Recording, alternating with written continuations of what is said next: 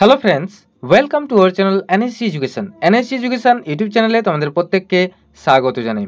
আজকে এই মুহূর্তের একটা বিগ ব্রেকিং আপডেট যেটা বলা যেতে পারে, আমরা যেই টপিক নিয়ে আলোচনা করব সেটা হচ্ছে টেট 2023-এর প্রশ্ন ফাঁস নিয়ে।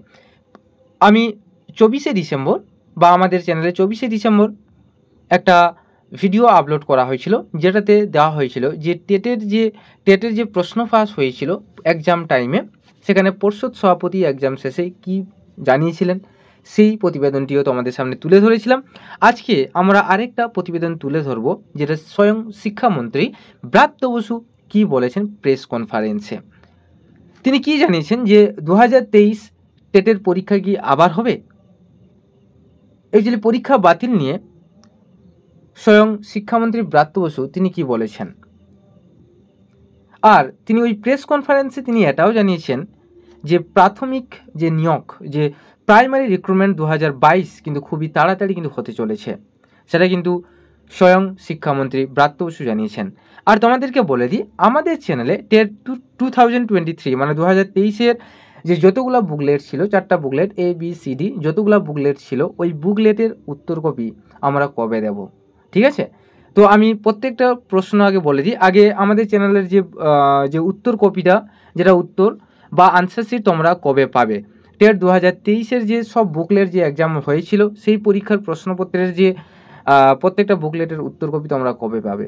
দেখো, আগামীকাল আমি আশা করছি আমাদের চ্যানেলে আমাদের টিম মেম্বার ওইটা নিয়ে কিন্তু কাজ করছে, তো আশা করব আগামীকাল তোমরা কিন্তু পেয়ে যাবে ওই টেট প্রশ্নপত্রের ওপরে যে উত্তর কপি বা বুকলেটের ওপরে যে উত্তর কপি, প্রত্যেকটার বুকলেটের কিন্তু উত্তর কপি তোমাদের সামনে কিন্তু তুলে ধরবো এক এক করে।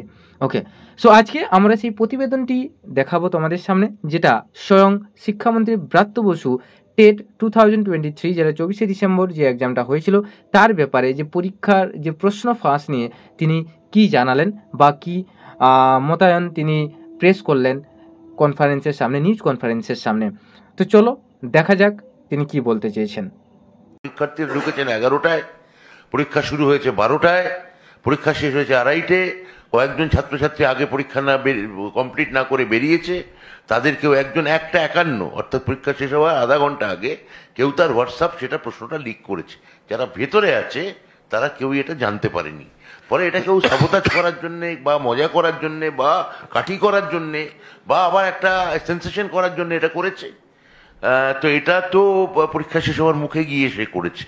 পরীক্ষা চলাকালীন আমার ধারণা এর এর এর কোনো প্রভাব পরীক্ষার্থীদের উপর পড়েনি। অনেক ক্যান্ডিডেট পরীক্ষা তো ভেতরে হয়েছে, এই বাতিল কেন তুলছে আমি জানি না। আমার ধারণা ওই রকম হয় আর কি। আপনি কি বাতিলের দাবি তুলছেন? হ্যাঁ তুলছি, এরকমও হতে পারে। মানে যে প্রশ্ন করছে সে হয়তো বলছে আপনি কি বাতিলের দাবি করছেন? হ্যাঁ করছি। নিশ্চয়ই সে হয়তো জানতোই না যে এরকম একটা কিছু আছে, জানেই না হয়তো। আপনি কি জানেন লিক করেছে? এই দেখুন, আমরাই প্রথম ব্রেক করেছিলাম, লিক হয়েছে, আমরাই প্রথম। এবং আপনি কি তাহলে দাবি করছেন? হ্যাঁ আমি দাবি। আগে থেকে হয়ে গেছে, পরীক্ষা হয়ে গেছে, বেরিয়ে গেছে, সে বেরিয়ে হোয়াটসঅ্যাপ করেছে। কেন পরীক্ষা বাতিল হবে? সুন্দর নির্বিঘ্নে সুষ্ঠু পরীক্ষা হয়েছে। পর্ষদ আগে রিপোর্ট দিক। পর্ষদ যদি মনে করে এটা বিডিআই বা যতটা চর্চা হচ্ছে, পর্ষদের কাছে এটা কতটা গুরুত্বপূর্ণ আমি জানি না। পর্ষদ যদি মনে করে তারা যদি কোনো রিপোর্ট পাঠায় তখন আমরা ভেবে দেখব। আমি এই তথ্যটা গণমাধ্যম থেকে পেয়েছি।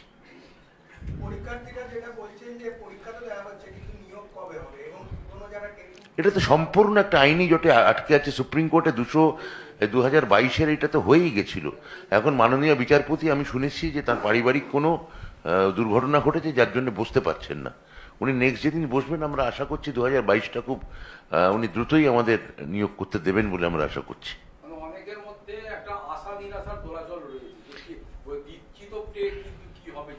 এটা তো আবার আমি বলছি যে ন্যারেটিভ অফ ইউর সাইড। আশা নিরাশার দোলাচল সবকিছুতেই আছে। আমরা আশাবাদী, এটুকু বলতে পারি। এবং আমরা খুব দৃঢ়প্রতিজ্ঞ, মুখ্যমন্ত্রী যেটা বলেছেন আমরা খুব স্বচ্ছ সুষ্ঠুভাবে নিয়োগ দিতে পারবো এবং আইনি জট কাটিয়ে আইনের সাহায্য নিয়ে মাননীয় বিচারপতির পরামর্শ অনুসারে।